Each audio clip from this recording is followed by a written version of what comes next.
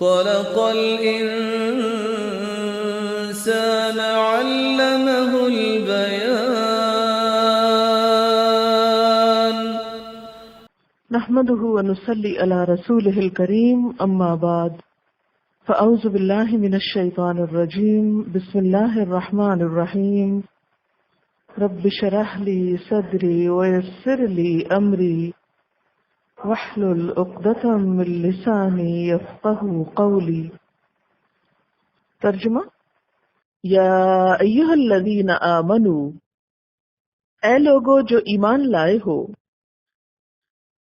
انفقوا، خرچ کرو، مما، اس میں سے جو، رزقناکم، رزق دیا ہم نے تم کو،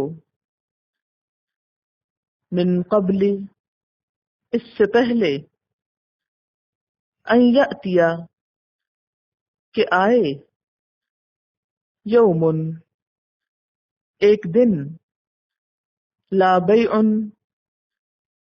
نہیں کوئی تجارت، خرید و فروخت، فیہ، اس میں، ولا خلۃ، اور نہ گہری دوستی، ولا شفاعۃ، اور نہ کوئی سفارش، والکافرون، اور کافر، ہم الظالمون، وہ ہیں جو ظالم ہیں.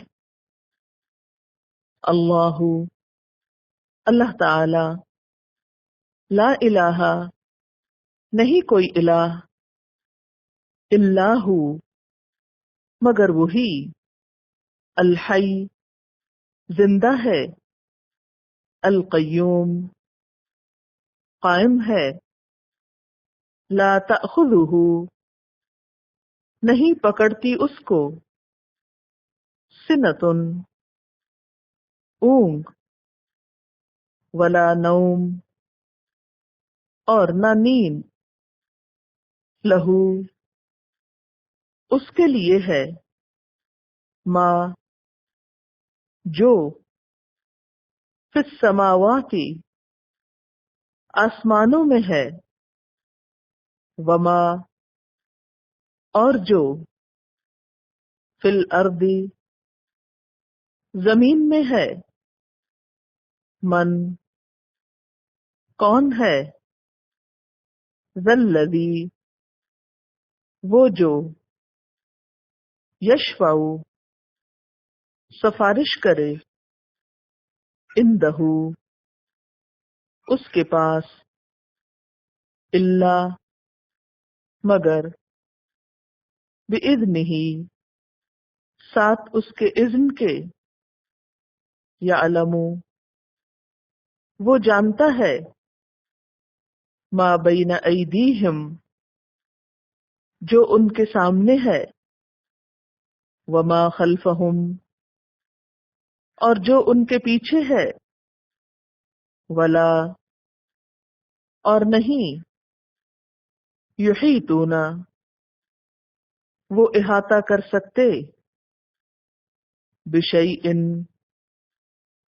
ساتھ کسی چیز کے، من علمہ، اس کے علم میں سے، الا، مگر، بما شاء، ساتھ اس کے جو وہ چاہے، وسع، وسیع ہے، چھائی ہوئی ہے، کرسیہ، اس کی کرسی، السماوات، آسمانوں پر، والارض، اور زمین پر، ولا، اور نہیں، یعودہ، تھکاتی اس کو، حفظہما، حفاظت ان دونوں کی، وہو، اور وہ، العلی، بلند ہے، العظیم، بہت بڑا ہے. تفسیر: یا ایھا الذین آمنوا، اے لوگو جو ایمان لائے ہو، انفقو خرچ کرو، مما اس میں سے جو، رزقناکم رزق دیا ہم نے تم کو، من قبل اس سے پہلے، ان یأتیا کہ آئے، یومن ایک دن، لا بیع نہیں کوئی تجارت خرید و فروخت، فیہ اس میں، ولا خلۃ اور نہ گہری دوستی، ولا شفاعت اور نہ کوئی سفارش، والکافرون اور کافر، ہم الظالمون وہ ہیں جو ظالم ہیں، اللہ اللہ تعالی، لا الہ نہیں کوئی الہ، الا ہو مگر وہی، الحی زندہ ہے، القیوم قائم ہے، لا تأخذہ نہیں پکڑتی اس کو، سنۃ اونگ، ولا نوم اور نہ نیند، لہو اس کے لیے ہے، ما جو، فی السماوات آسمانوں میں ہے، وما اور جو، فی الارض زمین میں ہے، من کون ہے، ذا الذی وہ جو، یشفع سفارش کرے، عندہ اس کے پاس، الا مگر، باذنہ ساتھ اس کے اذن کے، یعلم وہ جانتا ہے، ما بین ایدیہم جو ان کے سامنے ہے، وما خلفہم اور جو ان کے پیچھے ہے، ولا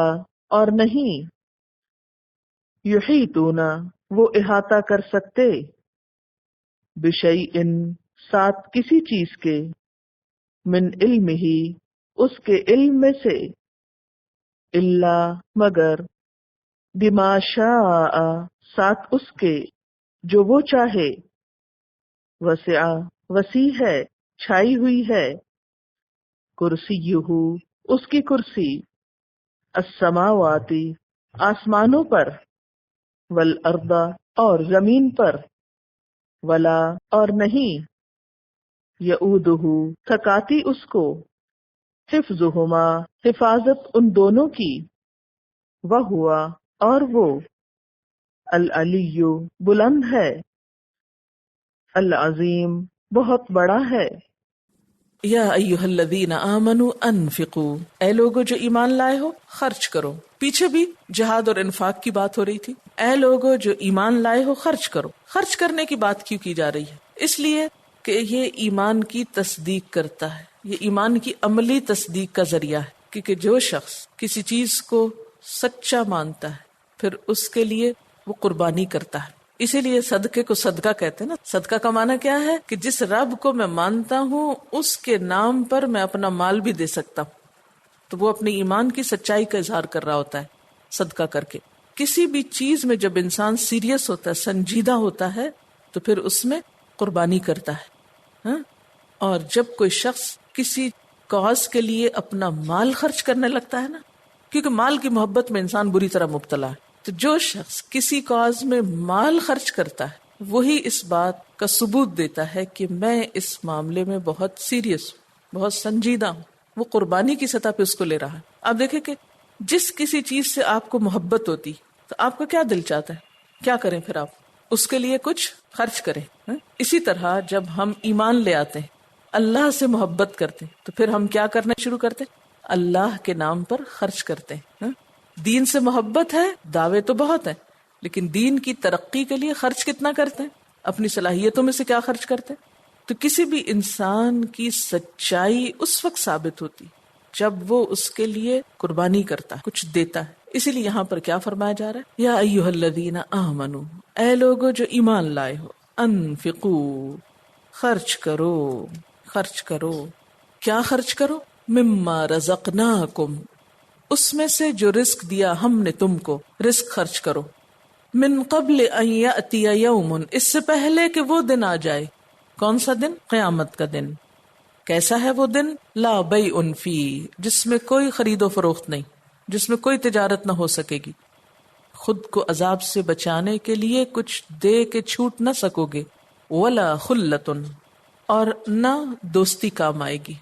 خلتن کیا ہوتا ہے؟ دلی دوستی، گہری دوستی، جگری دوستی. تو خلہ اس محبت کا نام ہوتا ہے جو نفس کے اندر پیوست ہو کر مل گئی ہو. خلتن کا ایک معنی خصلت بھی بیان کیا جاتا ہے، کیونکہ انسان اسی سے محبت کرتا ہے جس کے ساتھ اس کی خصلتیں ملتی ہیں، کوئی عادتیں ملتی ہوں، کوئی کامن فیچرز ہوں.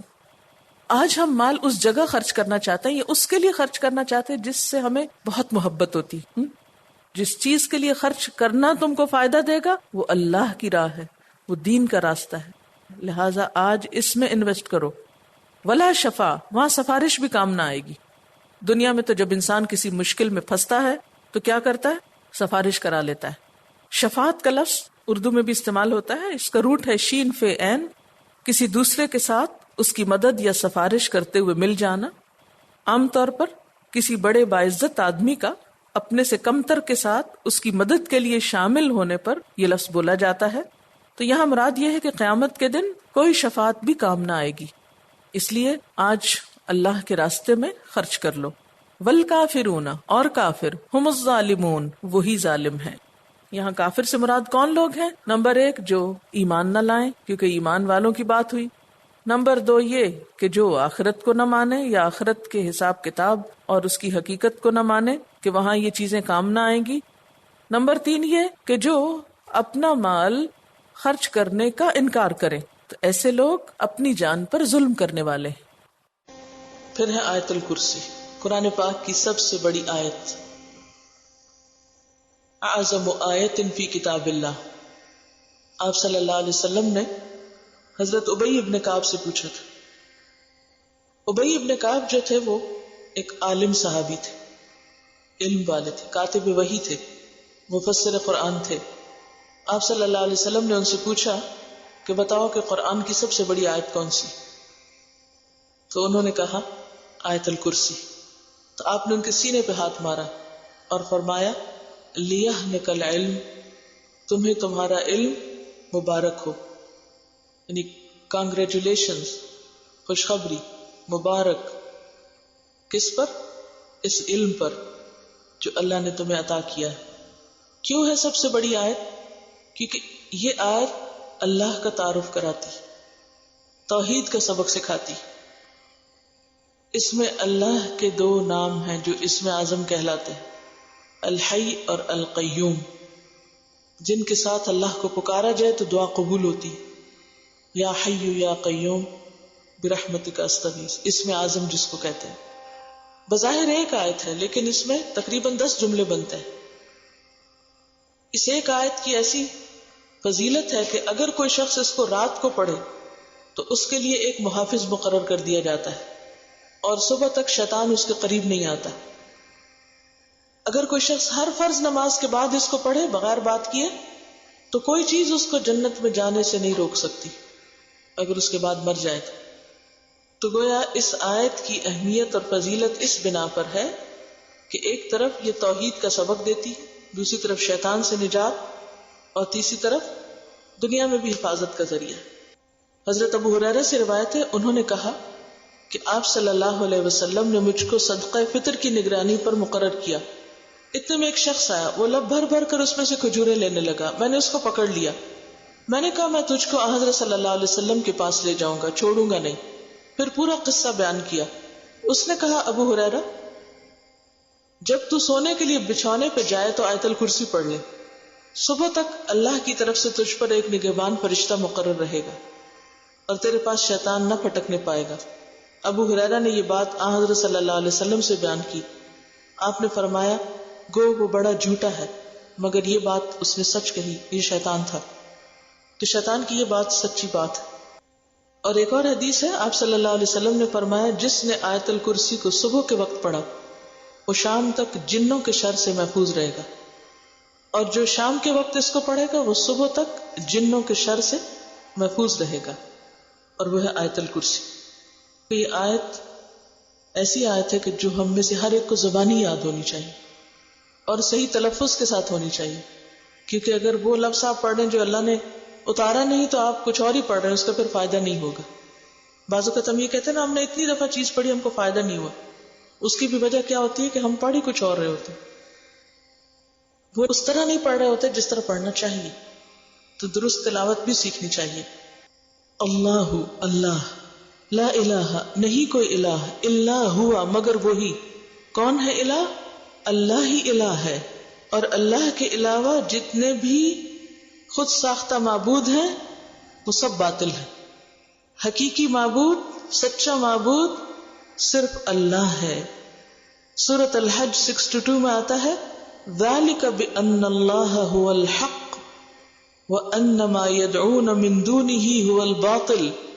یہ اس لیے کہ اللہ ہی وہی الہ برحق ہے، اور اس کے سوا لوگ جن کو بھی پکارتے ہیں، جن کو بھی خدا مانتے ہیں، وہ سب باطل ہیں، وہ ہے ہی نہیں وہاں، ان کی کوئی حقیقت نہیں. اور الہ کون ہوتا ہے؟ جس کی عبادت کی جائے محبت اور تعظیم کے ساتھ. تو ایسی ہستی صرف ایک ہی ہے اور وہ اللہ ہے. الحی جو زندہ ہے. قرآن پاک میں ایک اور جگہ اس کی وضاحت آتی ہے الذی لا یموت، جس کو کبھی موت آئے گی ہی نہیں، ہمیشہ سے زندہ ہے، ہمیشہ زندہ رہے گا. قرآن پاک میں سورۃ الفرقان میں آتا ہے وتوکل علی الحی الذی لا یموت، اور توکل کرو اس ہستی پر جو زندہ ہے، جو کبھی نہ مرے گی. القیوم جو ہمیشہ سے قائم ہے، ہمیشہ قائم رہے گا، اور باقی تمام چیزیں اسی کے سہارے پہ قائم ہیں. قیوم کا لفظ قیام سے ہے، یعنی ایسا قائم رہنے والا جسے قائم رہنے کے لیے کسی اور سہارے کی ضرورت نہیں. ہم انسانوں کو تو زندہ رہنے کے لیے، قائم رہنے کے لیے کس کی ضرورت ہوتی ہے؟ سہاروں کی ضرورت ہوتی ہے، لیکن اللہ کو کسی سہارے کی ضرورت نہیں. قائم علی نفسہ ہی ہے اور ساری کائنات کو تھامے ہوئے ہے. ان تقوم السماء باذنہ، آسمان بھی اسی کے اذن سے قائم ہے، اسی طرح زمین بھی اور باقی تمام چیزیں. لا تأخذہ سنۃ، اس کو کوئی اونگ نہیں پکڑتی، یعنی اونگ نہیں آتی، اسے اوور کم نہیں کرتی، یعنی اس طرح قائم ہے کہ وہ کبھی سونا تو درکنار اونگتا بھی نہیں. اب آپ دیکھیں کہ اگر کوئی کھڑا ہے اور اس کے ہاتھ میں کچھ پکڑا ہوا ہے تو جو ہی اونگ آئے گی تو کیا ہوگا؟ گر پڑے گا. اللہ سبحانہ تعالیٰ کائنات کا نظام اس طرح سنبھالے ہوئے ہے، اس طرح ہر چیز کو قائم رکھے ہوئے اپنے ٹھکانے پر کہ وہ خود کبھی ان سے غافل نہیں ہوا، کبھی اس کو اونگ نہیں آئی، کبھی نیند نہیں آئی. اور اگر ایسا ہوتا تو کیا ہوتا؟ سارے آسمان اور اس میں جو کچھ ہے سب کچھ گر پڑتا. تو یہ اس بات کی دلیل ہے ہر چیز جو اپنی جگہ قائم ہے کہ کس کی وجہ سے؟ اس کی وجہ سے جس نے اس کو قائم رکھا ہوا ہے. تو ایسا قیوم ہے کہ لا تأخذہ سنۃ ولا نوم، جس کو نہ اونگ آتی ہے نہ نیند آتی ہے، یعنی یہ تمام عیب ہے. مثلا حی زندہ ہے کیونکہ اس کے مقابلے میں موت کیا ہے؟ عیب ہے، ایک کمزوری ہے. لیکن اللہ کی صفات کامل ہیں، اس کے اندر کسی بھی قسم کی کوئی کمزوری نہیں. اسی طرح قیوم کامل صفت ہے، اس کے برعکس باقی سب ناقص ہیں. کوئی اور اپنے سہارے قائم نہیں رہ سکتا اور اسی طرح کسی اور کو بھی سہارا دے نہیں سکتا. مثلا ایک باپ گھر میں قوام ہے، الرجال قوامون علی النساء، ان کو قوام کہا گیا، لیکن وہ کیا ہے؟ عارضی سہارا ہے. جب چاہے اللہ ان کو لے جائے اور سارے جو اس پہ ڈپینڈ کر رہے ہیں وہ سب بیٹھ جائیں، سب کے لیے ایک مصیبت. تو دنیا میں کسی بھی انسان کا سہارا پختہ سہارا نہیں. کیوں؟ کیونکہ وہ سب عارضی سہارے ہیں. اصل سہارا اللہ کا سہارا ہے، اور وہ کبھی سوتا ہی نہیں، کبھی اس کو اونگ بھی نہیں آتی. اس کے برعکس انسانوں کا حال کیا ہے؟ جتنا بھی کوئی صحت مند ہو، جتنا بھی کوئی الرٹ ہو، جتنا بھی کوئی طاقتور ہو، جتنا بھی کوئی زیادہ کام کر لے، بالآخر اس کو تھکاوٹ ہو جاتی، اسے سونے کی ضرورت پیش آ جاتی. اسلام میں معبود کا تصور کیا ہے کہ معبود صرف وہ ہو سکتا ہے جس کو نیند اور اونگ نہ آئے، جبکہ دیگر مذاہب میں ایسا نہیں ہے. اور مثلا کرسچنز کے ہاں بھی کیا ہے، انہوں کہتے ہیں کہ اللہ نے زمین و آسمان بنائے 6 دن میں اور 7ویں دن آرام کیا. اللہ تعالیٰ اس کی تردید کرتے ہیں کہ اللہ کو کسی آرام کی ضرورت نہیں. وما مسنا من لغوب، ہمیں کوئی تھکاوٹ لاحق ہی نہیں ہوئی. جب تھکا ہی نہیں تو پھر آرام کی ضرورت بھی نہیں. صحیح مسلم کی حدیث میں آتا ہے ان اللہ لا ینام، بے شک اللہ نہیں سوتا، ولا ينبغي له ان ينام، اور اس کو زیب بھی نہیں دیتا کہ وہ سوئے. یعنی یہ اللہ کی شان کے خلاف ہے کہ اس کو نیند آئے، کیونکہ اگر اس کو نیند آ گئی سنبھالنے والے کو، محافظ کو، تو پھر کیا ہوگا؟ ہر چیز کا نظام الٹ جائے گا. اور اللہ تعالیٰ کی یہ صفت ایسی ہے کہ جس میں کوئی اور اس کا شریک ہے ہی نہیں. جانور بھی سوتے، جانور جو پودے وغیرہ ہیں کو بھی نیند آتی، ایک طرح سے سو جاتے، مرجھا جاتے، ختم ہو جاتے. اور نیند جو ہے وہ موت کی بہن بھی ہے.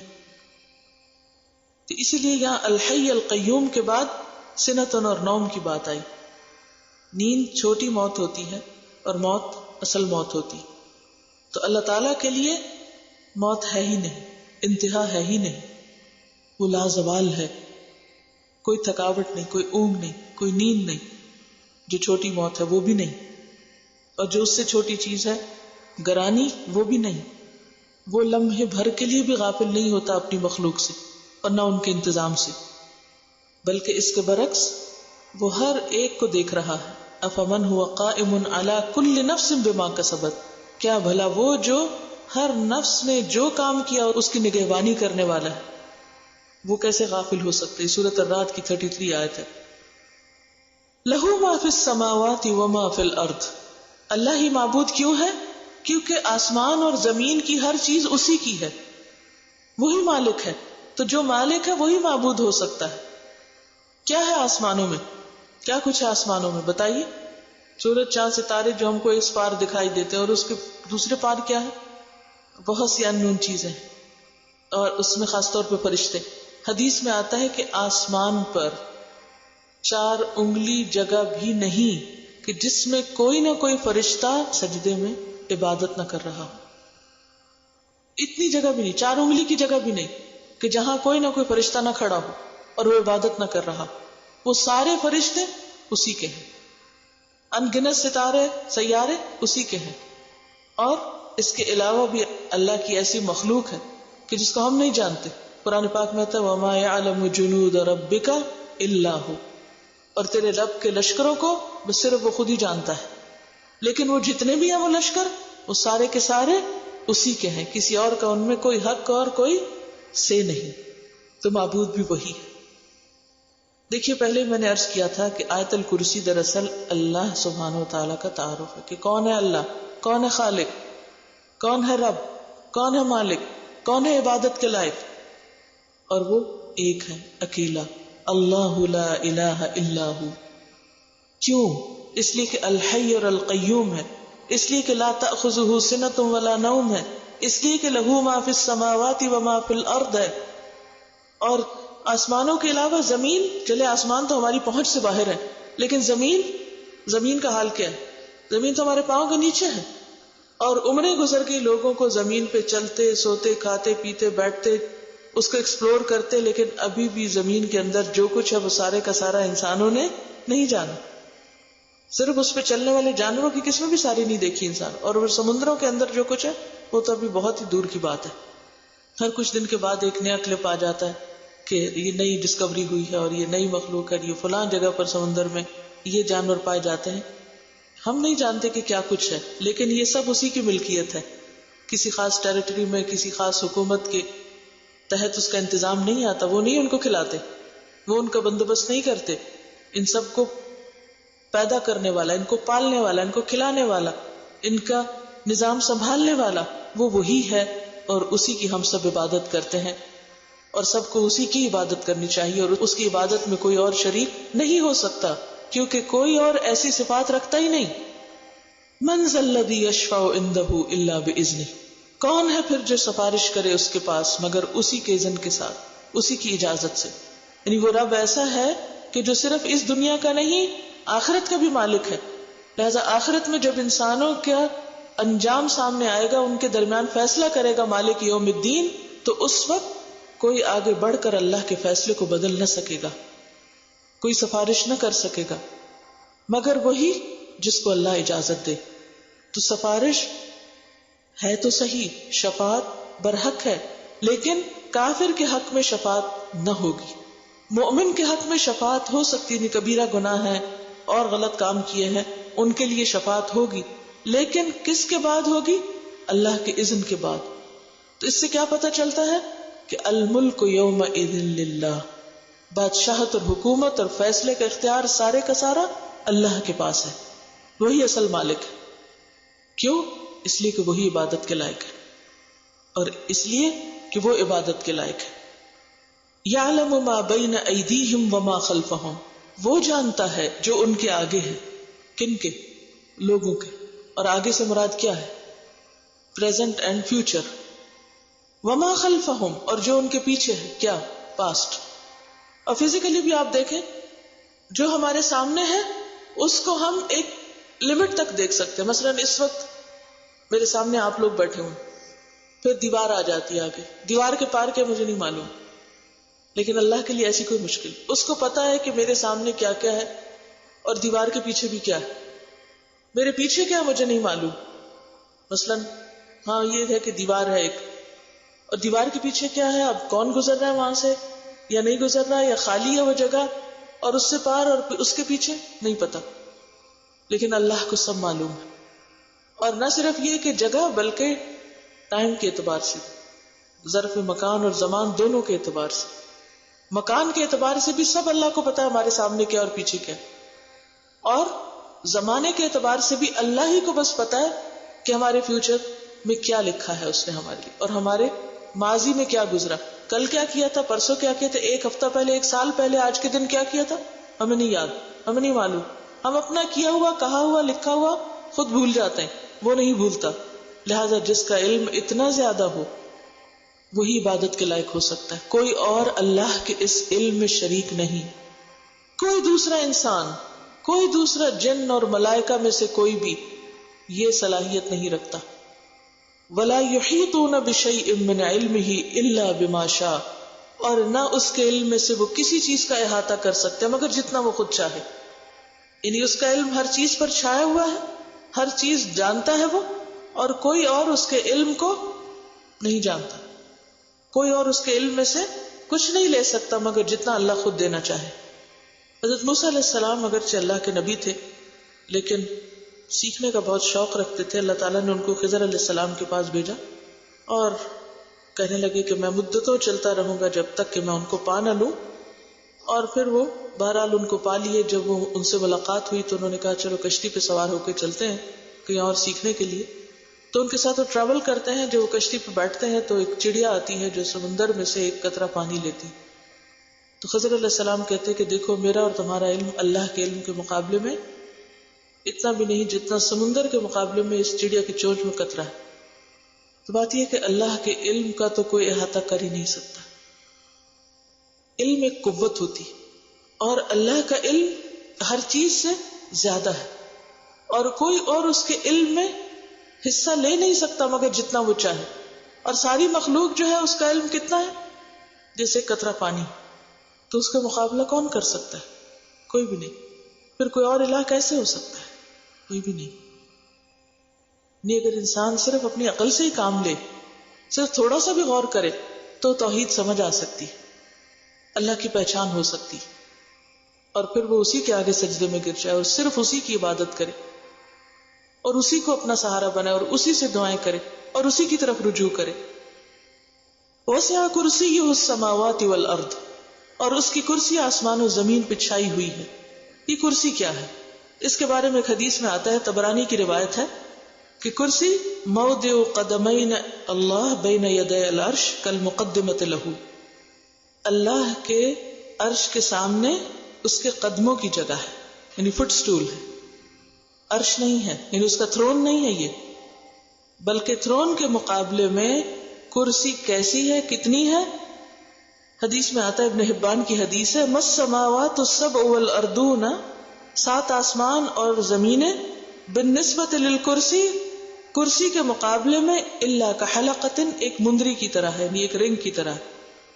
یعنی پورے آسمان اور زمین اللہ کی کرسی کے مقابلے میں بس کتنے ہیں؟ جیسے ایک مندری، کحلقۃ القیت فی فلاۃ من الارض، جو کسی صحرا میں پھینک دی جائے.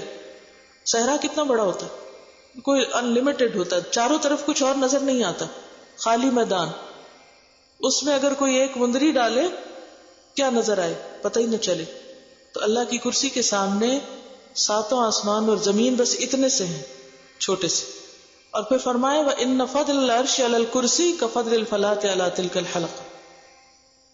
اور کرسی کے مقابلے میں جو عرش ہے وہ کتنا بڑا ہے، جیسے اس صحرا میں ایک مندری تھی.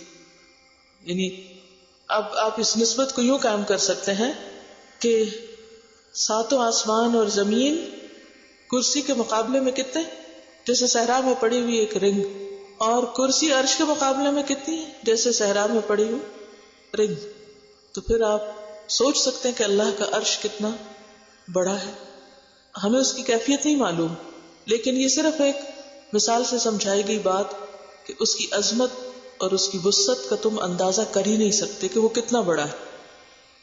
وَلَا يَئُودُهُ حِفْظُهُمَا، اور نہیں اس کو تھکاتی ان دونوں کی حفاظت. کس کی؟ آسمان و زمین کی. وَهُوَ الْعَلِيُّ الْعَظِيمُ. بس اس کو پہچاننے کے لیے دو لفظ یاد رکھو کہ وہ کیا ہے، العلی العظیم، بہت بلند، بہت ہی عظمت والا ہے. بس اس کے لیے بڑائی ہی بڑائی ہے. اس کا تصور آتے ہوئے کیا ذہن میں آئے کہ وہ بہت ہی بڑا ہے، ہر چیز سے بڑا ہے. اور اسی کا اظہار ہم کرتے ہیں کب؟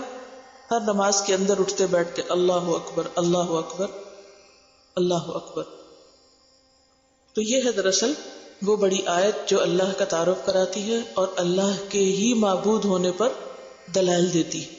یعنی اس ایک آیت کے اندر بہت ساری چیزیں بیان ہوئی، اور سب سے بڑی چیز کیا کہ اللہ بہت بڑا ہے، اسے بڑا سمجھو اور وہی عبادت کے لائق ہے، کسی اور کو اس کے ساتھ شریک مت ٹھہراؤ.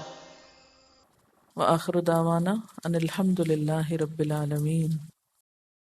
سبحانک اللہم وبحمدک اشہد ان لا الہ الا انت استغفرک واتوب الیک. والسلام علیکم ورحمۃ اللہ وبرکاتہ.